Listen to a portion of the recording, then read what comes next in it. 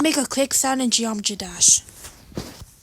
So if you want to make a click sound from the mouse, it's pretty easy. First, start with the touch trigger. Now set it to group ID 1. And set it to player 1 only. And then you're supposed to make it on toggle on. So like you can do the sound effect click. Now next, use the sound effects.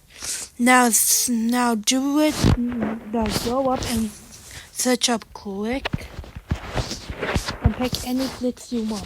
But what I'm gonna do is this one. Now next, you to sponsor the multi-trigger. Next, add group ID 1.